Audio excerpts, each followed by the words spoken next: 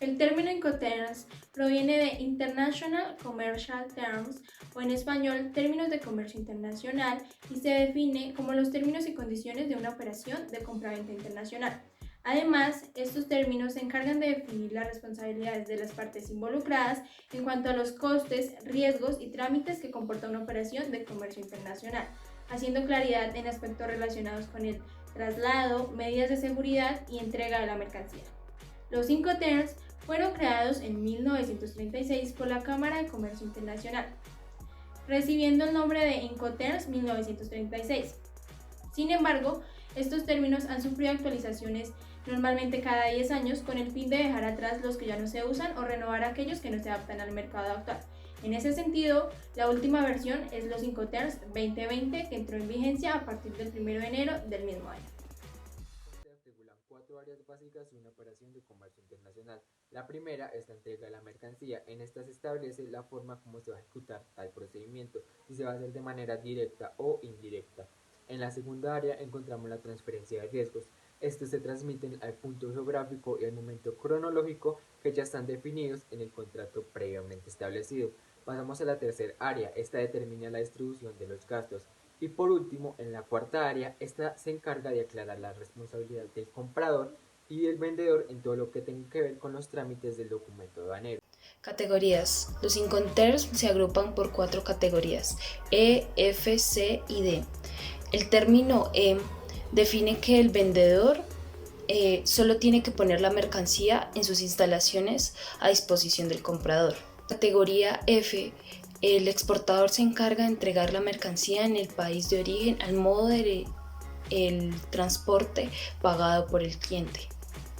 La tercera categoría es la C, en la que el exportador contrata y asume todos los costos del transporte principal, pero no la de el riesgo por daño y pérdida, que será por cuenta del comprador desde el momento en el que se entrega la mercancía al primer transportista en el país de origen.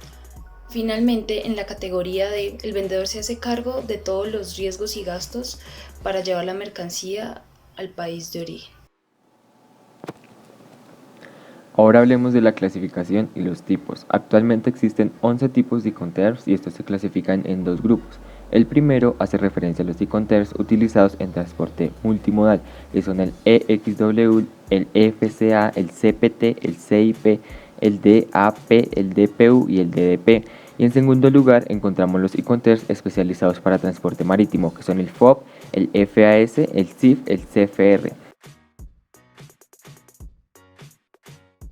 El primero, el EXW, que es el Ex-Works. Este define que el exportador asume la responsabilidad de entregar la mercancía en sus instalaciones al comprador, donde el riesgo lo obtiene el comprador desde el momento en que los bienes están a su disposición. Además, se hace responsable de los costos y trámites de exportación e importación en el país de destino. Este término se caracteriza por tener más responsabilidad el comprador que el vendedor. FCA o Free Carrier. Este es usado cuando el vendedor se compromete a entregar la mercancía en un punto acordado en el país de origen y se hace cargo de los costos hasta el momento, incluyendo los costos de despacho aduanero para la exportación. El comprador asume el riesgo desde que el vendedor entrega la mercancía al medio de transporte elegido y pagado por el comprador. Además, se hace cargo de los costos de pago de la mercancía, el flete principal y los trámites de aduana y seguros. CPT o Carriers Pay To. Este se utiliza cuando el vendedor se hace cargo de todos los costos, incluido el transporte principal hasta que la mercancía llegue al punto de destino. Sin embargo, el riesgo se transfiere al comprador en el momento de la entrega al primer transportista dentro del país de origen. Finalmente, el comprador asume los gastos aduanales en el lugar de destino, el pago de la mercancía y el flete de la terminal hasta el lugar de destino final. El CIP o Carriage and Insurance Paid To. Este define que el vendedor se hace cargo de todos los costos, incluido el transporte principal y el seguro, hasta que la mercancía llegue al punto convenido en el país de destino. Aunque el seguro lo ha contratado al vendedor, el beneficiario es el comprador. Este tendrá una cobertura mínima del 110% sobre el valor de la mercancía. La transferencia del riesgo ocurre cuando el vendedor entrega la mercancía al primer transportista. El término DAP o Delivery at Place Se utiliza cuando el vendedor se hace cargo de todos los costos, incluidos el transporte principal y el seguro que no es obligatorio, hasta que la mercancía se ponga a disposición del comprador en un vehículo listo para ser descargado por este último en el lugar de destino designado. El vendedor asume los riesgos hasta que entrega la mercancía al comprador. Finalmente, los trámites y costos de importación son asumidos por el comprador, además del pago de la mercancía. Pero si el vendedor entrega y descarga la mercancía en el lugar de destino designado por el comprador, estamos frente al Incoterm DPU o Delivery at Place Unloaded, en el que el riesgo se transfiere al comprador en ese mismo momento. Por último, el comprador debe hacerse cargo de los trámites de importación. El Incoterm DDP o Delivery Duty Paid se usa cuando el vendedor paga todos los gastos hasta dejar la mercancía en el lugar acordado en el país de destino, ya sea el almacén, fábrica u otro lugar designado por el comprador. El riesgo se transfiere al comprador desde el momento en que la mercancía está a su disposición y los gastos de aduana de importación son asumidos por el vendedor. En este término, el comprador no realiza ningún tipo de trámite.